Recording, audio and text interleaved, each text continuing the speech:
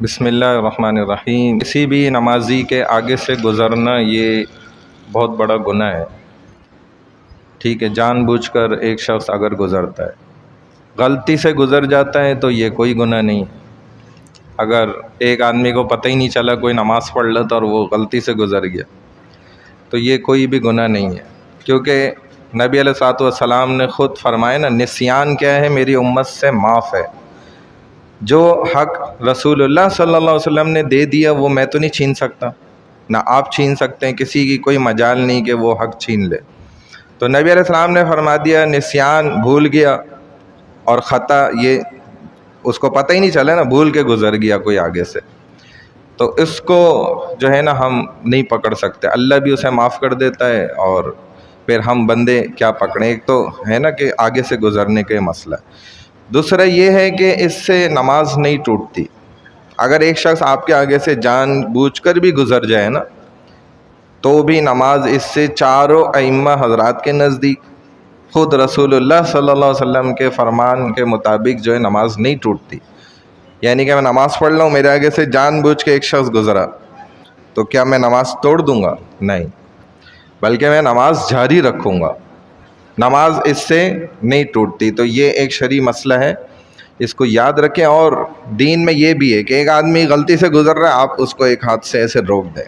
عام طور پہ آپ قیام کی حالت میں تو یہ ہاتھ استعمال کریں اور روکیں پیار محبت سے۔ بعض کو میں نے خود دیکھا کہ اس نے ایسے گربان سے پکڑا نماز میں اور دھکا دے دیا پیچھے، تو اس سے اچھا تو تھا کہ یہ نماز ہی نہ پڑھتا۔ اس سے اچھا کیا تھا بھائی کہ یہ شخص نماز ہی نہ پڑھتا، کیونکہ یہ جو جس طرح اس نے گربان سے پکڑ کے دھکا دیا ہے نا، تو یہ حقوق العباد توڑ دیا حقوق اللہ کے چکر میں۔ حالانکہ ہمارے نبی نے جو تعلیم دی وہ الٹ دی کہ حقوق اللہ کو چھوڑ دو حقوق العباد کے چکر میں۔ یعنی ایک شخص کو خدا نخواستہ ادھر آگ لگ جائے اور ادھر جماعت کا وقت ہو تو ہم نماز پڑھیں گے؟ آپ مجھے جواب دیں، ہم ادھر نماز پڑھیں گے کھڑے ہو کر؟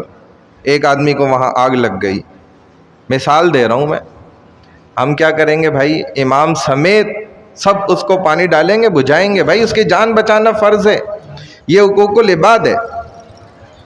ابھی ہم نماز نہیں پڑھیں گے، اگر ہم نماز پڑھیں تو ہم سے بڑا بیوقوف کوئی نہیں ہے پھر کہ بھائی میری نماز نکل رہی ہے۔ نہیں بھائی، حقوق العباد زیادہ بڑا ہے، پہلے اس کو بچانا ہے، پھر نماز تو وقت ہے پڑھ لیں گے، زندگی تو نہیں اس کی پھر ملے گی نا۔ ایک دفعہ مر گیا خدا نخواستہ، تو یہ اگر مر گیا اور ہم ادھر نماز پڑھتے رہے، اور یہ امت میں اس وقت چل رہا ہے، اللہ ہماری حفاظت فرمائے، لیکن یہ کہتے ہیں نا مارکیٹ میں یہ آج کل چل رہا ہے۔ تو پاکستان میں الحمدللہ یہی چل رہا ہے کہ ہم اپنی عبادات میں تو لگے ہوئے ہیں، لیکن اگلا مر رہا ہے، کھڈے میں جا رہا ہے، دوزخ میں گر رہا ہے، مجھے کوئی فکر ٹینشن نہیں ہے۔ یہ دین نہیں ہے، بڑی معذرت کے ساتھ یہ وہ دین نہیں ہے جو میرے رسول نے دیا۔ یہ وہ دین ہو سکتا ہے جو ہم نے خود بنا لیا، یہ وہ دین نہیں ہے۔ تو بھائی اسی لیے جو ہے نا اس بات کا بھی اہتمام رکھیں کہ یہ مسجد کس کا گھر ہے؟ اللہ کا گھر ہے۔ چاہے بریلوی کی مسجد ہے، چاہے شیعہ کی ہے، چاہے اہل حدیث کی ہے، چاہے دیوبندی کی ہے، اہل سنت کی، جس کی بھی ہے، نام کہہ رہا ہوں، وہ اس کی بھی نہیں ہے، وہ کس کی ہے بھائی؟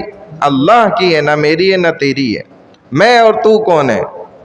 تو یہ اللہ کی مساجد ہیں، اور اللہ ہرگز اپنی مسجد میں قطعاً بھی کوئی نماز اور یہ دین کی بات کے علاوہ بات برداشت نہیں کریں گے۔ ہم نہیں کرتے، ہمارے گھر میں کوئی داخل ہو کے ذرا سا چیخ کر دکھائے، ہم تو اس کی زبان کھینچ لیں گے، اٹھا کے باہر پھینک دیں گے کہ تیری ایسی جرت، ایک تو تمہیں مہمان سمجھ کے اندر لائیں، تم ادھر شور کر رہے ہو۔ تو میں اپنے آپ کو کہہ رہا ہوں، آپ میں سے کسی ایک کو بھی نہیں کہہ رہا، میں کس کو کہہ رہا ہوں؟ ادھر اپنے آپ کو۔ تو بھائی ہم جو ہے نا خود اپنے آپ کو ٹھیک کریں اور شرعی مسائل سیکھیں۔ اسی لیے تو ہم شول ڈالا ہوا ہے ہم نے اتنے عرصے سے کہ ہم شرعی مسائل سیکھیں خدا کے لیے، تاکہ ہمیں خود نالج آئے، علم سیکھیں اور ہم اس پہ عمل کر سکیں۔ اللہ عمل کی توفیق عطا فرمائے۔ سبحان اللہ و بحمدہ، سبحانک اللہم و بحمدک، نشہد ان لا الہ الا انت، نستغفرک و نتوب الیک، برحمتک یا ارحم۔